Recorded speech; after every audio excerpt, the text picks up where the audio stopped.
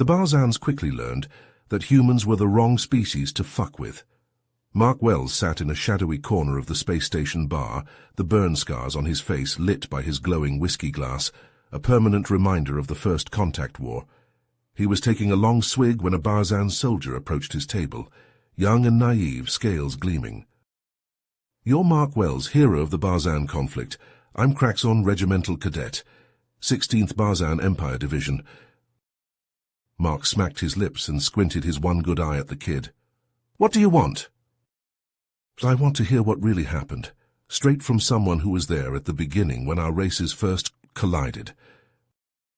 Mark sighed and pushed a chair out with his boot. "Take a seat, kid, but I'm warning you, the real story ain't pretty." Craxon sat. "I'm not afraid of the truth." "We'll see. It was 20 years ago." Mark started into his drink as the memories rushed in, hot and angry like a solar flare. It had been a fragile time for the human race, their first steps into the galactic community. The colonies were few, vulnerable, clinging to the edge of civilized space. Mark was a young sergeant then, fresh out of OTS. He remembered the fear that seized his chest when word came down that an alien empire had appeared on the fringes and were moving in fast. They called themselves the Barzan Imperium. They were on a zealous crusade to conquer, absorbing worlds into their hegemony, devouring civilizations and enslaving populations. Their ultimatum was swift and brutal, delivered to the human ambassador. "Submit to Barzan rule or your species will be eradicated." Mark recalled how a dark fire burned in the eyes of Secretary General Haidari as she crafted humanity's response. "Come and take them." 4 words that would echo through eternity. A defiant taunt that enraged the Barzans, wounded their pride, and provoked them to launch a vicious incursion to crush the impudent humans. The Barzan armada poured into human space, all plasma cannons and kill claws, organic dreadnoughts that blotted out the stars. They thought it would be a quick slaughter. But the Barzans had made a fatal mistake. They had declared war upon a species that would bend the very fabric of space-time before they would kneel. They had challenged an indomitable people who had carved civilizations out of the bones of their own dead world and the cold void of space. Humanity would fight the Barzans to the last breath before submitting. The Barzans believed their conquest of the human race would be measured in days, but as the bodies piled up and the weeks dragged on, they realized they had kicked a hornet's nest, and the hornets were heavily armed and out for blood. Mark's voice grew lower, the weight of memory heavy in his words. "The Barzans, they hit us with everything they had. Plasma cannons, disruptor rays, planet crackers, turned our outposts to molten slag. They thought they could bomb us into submission."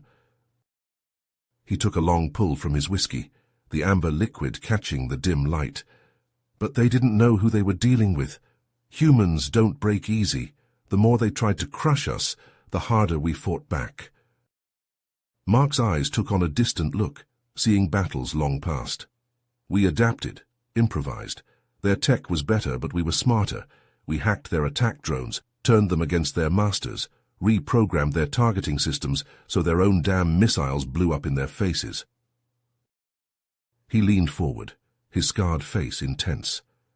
"And when they finally landed their troops expecting to mop up the scraps, we showed them what real war looks like. Not the clean, clinical shit they were used to. No, this was down and dirty, hand-to-hand, blood and guts." Mark's voice was a low growl. "New Sparta. That's where we held the line. A ragtag bunch of survivors against a whole damn Barzan legion.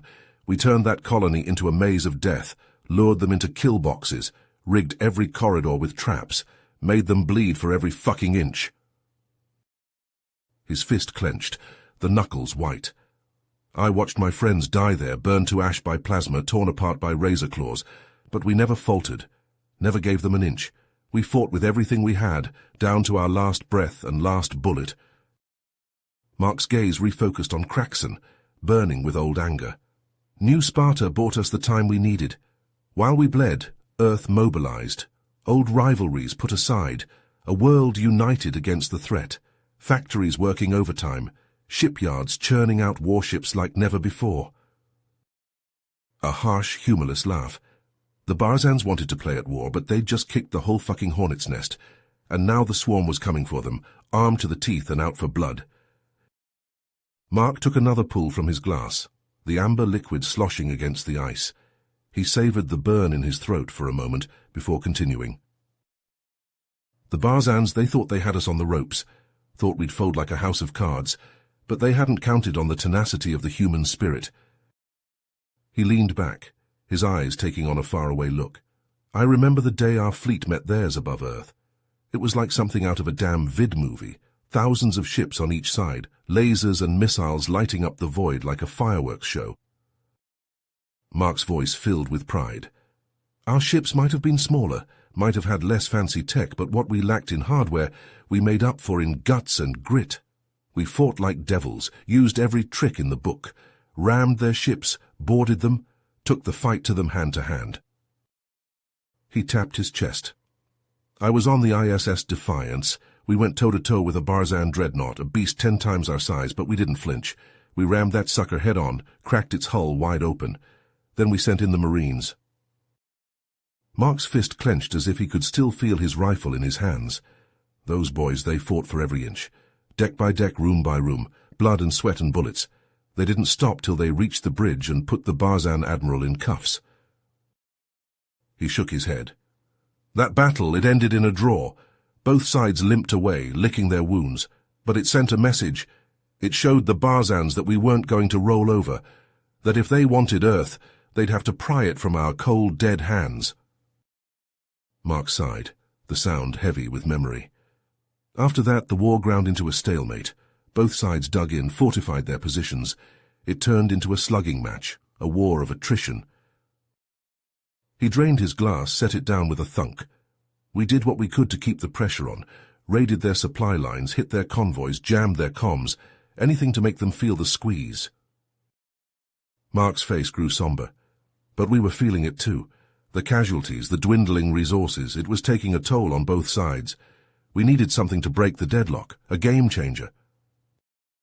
He leaned forward, his scarred face intense, his eyes gleaming with a mix of mischief and steel. And that's when we came up with a plan. A crazy, desperate, all-in gamble. But if it worked, it would change everything. Mark leaned back in his chair, a smirk playing across his scarred face. We knew we couldn't beat the Barzans in a straight-up fight. They had us outgunned and outnumbered at every turn, but we had one advantage they didn't, our creativity, our human ingenuity.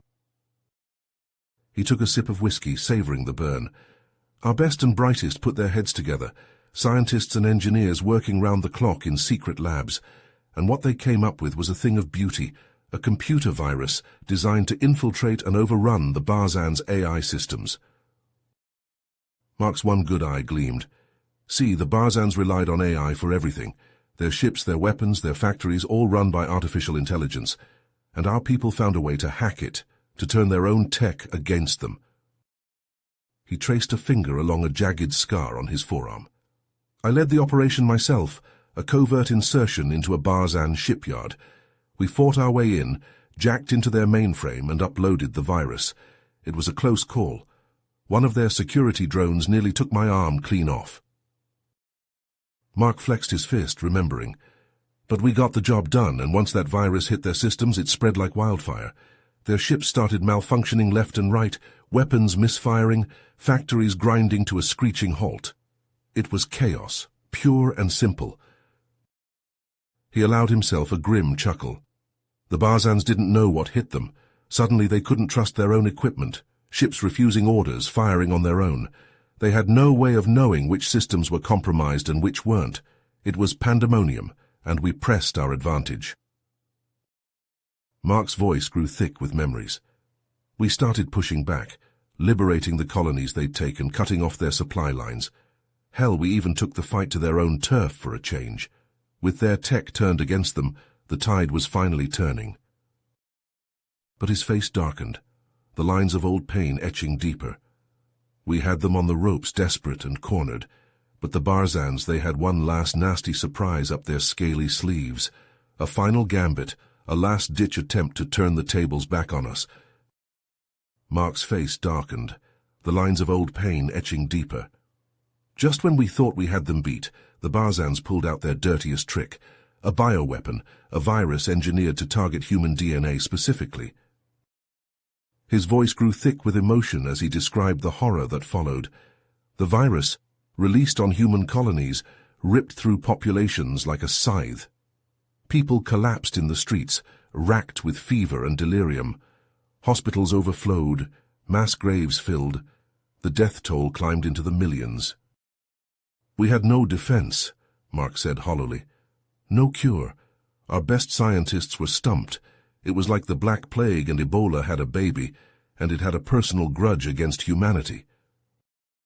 But even in that darkest hour, faced with an enemy that struck from within their very cells, humanity refused to buckle. While our eggheads worked around the clock to find a treatment, the brass cooked up a desperate plan, a strike right at the heart of the Barzan Empire to take out their virus stockpile before they could hit us again. Mark leaned forward, his eyes haunted. I was on that mission. A one-way trip, we all knew it. A dozen of us, the best of the best, all volunteers.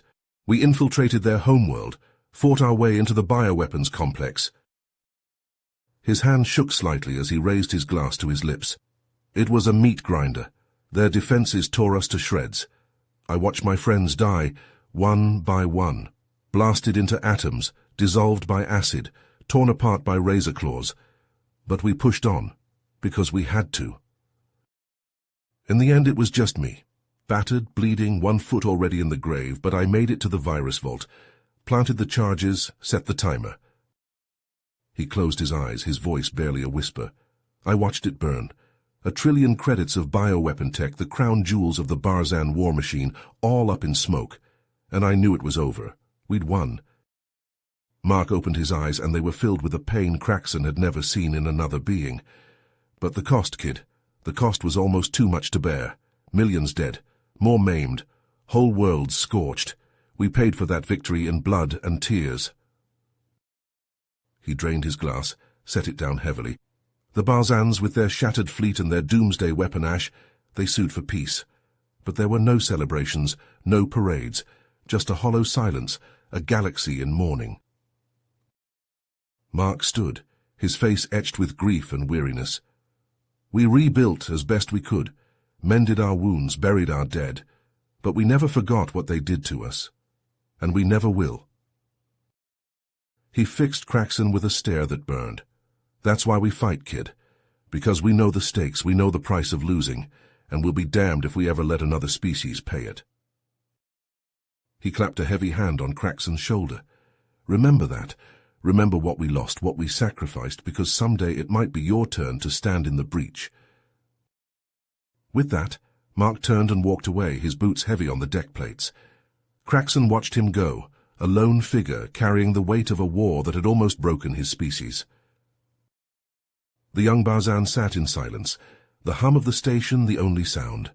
His mind reeled with the tale he'd heard, a story of courage and loss, of a species pushed to the brink but refusing to fall.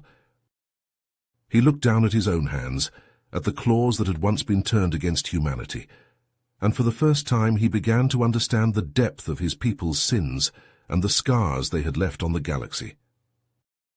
Craxon stood, his mind awash with troubled thoughts. He had much to ponder, much to reconsider. The future, once so certain, now seemed as murky as the depths of space. He left the bar, stepping out into the bustling corridor of the station.